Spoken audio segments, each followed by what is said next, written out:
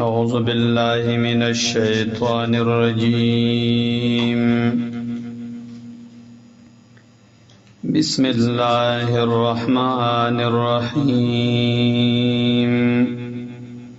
قل من كان عدوا لجبريل فإنه نزله على قلبك ورتوی یا زما حبیبا من کانا سوک سوی دشمن لجبریل د جبریل امین علیہ السلام فإنه نزله على قلبك پس یقینا د صدار وړه د قرآن لرا علی قلبک بزړه د تا باندې باذن الله په حکم د الله مصدقا لما بین یدیه تصدیق کون کیدا داغ کتابونو زمخ کی د دین دی وهدن او هدایت دا و بشرا او زیر دا للمؤمنین د پاره د مؤمنانو من کان عدوا لله وملائکته ورسله څوک زوی دشمن د الله او د ملائکو د الله ورسله او د پیغمبرانو د الله او جبريل او د جبريل امین و میکائیل او د میکائیل علیهم السلام فإن الله عدو للكافرين پس یقینا الله صدا دشمن د کافرانو دا ولقد انزلنا الیک آیات بینات یقینا ولقد خامخا تحقیق سرا مونږ نازل کړه تعالی رام نازل کړي مودي تعالی را آیات بینات دلائل واضحه وما يكفر بها الا الفاسقون انکار نه کوي په دې باندې مگر فاسقان خلق او کلما عاهدوا عهدا نبذه فريق منهم ایا هر کله سدوی وعدو کی سوادان نغرزی غیلرا یوادلا منهم ددوینا بل اکثرهم لا یؤمنون بلکہ اکثر ددوینا لا یؤمنون ایمان نروڑی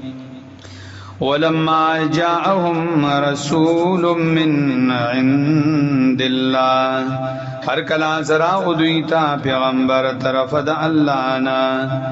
مصدقا تصدیق کون کے دہا کتابونو ما هم سدوی سرو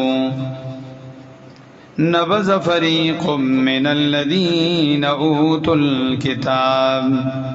نو غرزول ایوی ڈلی دا کسانو نا چور کڑی شوی ورت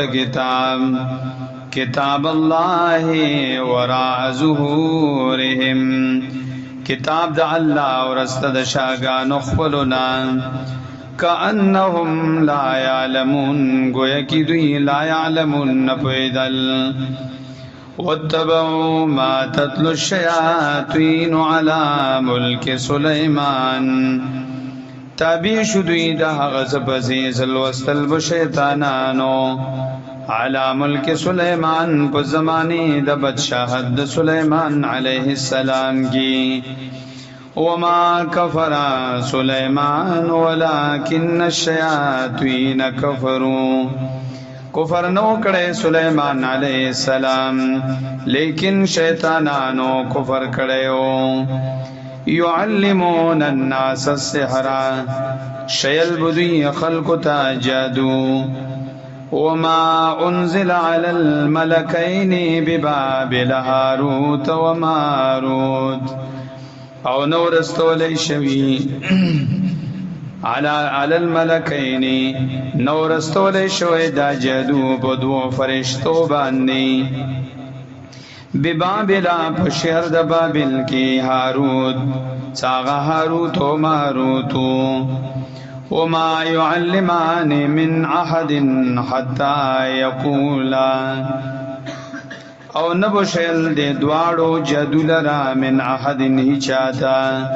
حتی تردی پری یقولا زوبوی دے دوارو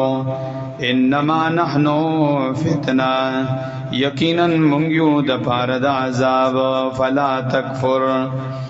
پس مکافر کیگا پس د کولو د جادو سرا فیتعلمون منهما ما یفرقون به بین المرء وزوجه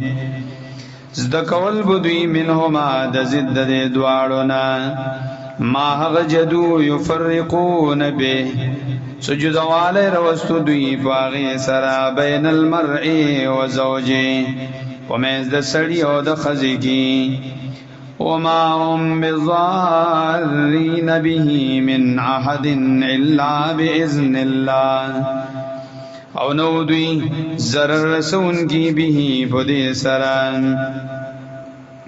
من احد ہی چاہتا الا باذن اللہ مگر په حکم د الله